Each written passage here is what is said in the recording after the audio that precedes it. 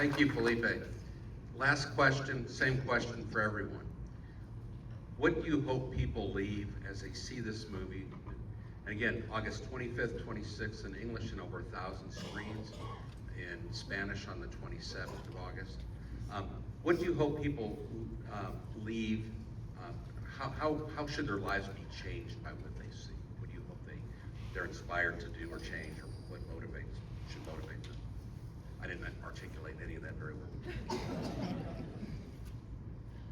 I know they'll get to know the facts of the story better, longer, more intimate.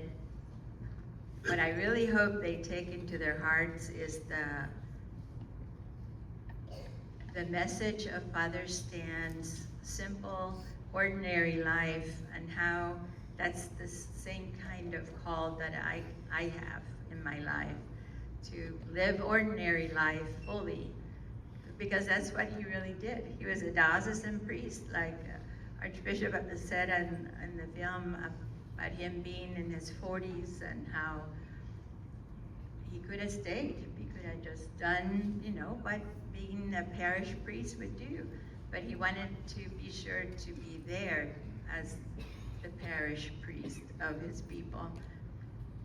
His life was ordinary, and in that same giving of his whole heart to the people, that's what I'm called to do in my walk today. And that, I guess for me, that's one of the gist of the matter, as they say. Thank you. Felipe.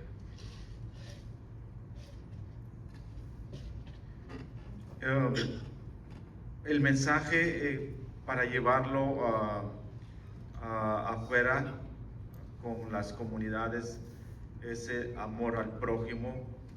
Todos ustedes que están aquí presentes lo están haciendo con mi pueblo de Santiago Atitlán, y no solo con mi pueblo, seguramente con otros pueblos también indígenas. The message is loving one another the way that you are already doing it with each other and with my people in Santiago Atitlán, and maybe in some other places as well. Give the last answer to Archbishop. Thank you, Michael. I think for me, what's always been the message that Father Stanley offers to all of us is that there's nothing really extraordinary about him at all. He was just a guy. He was just an ordinary guy from Okarchi, a farmer, who became a priest, who became a missionary, who became a martyr, who has become a saint. So God calls us all to holiness, and he calls us right where we are.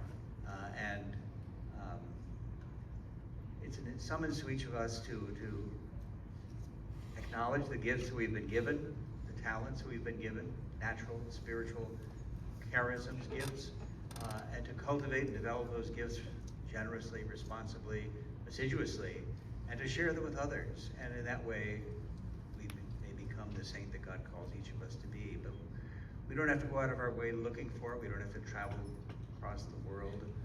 It's right here at home, in our homes, in our families, in our parishes, in our place of work. That's where we're called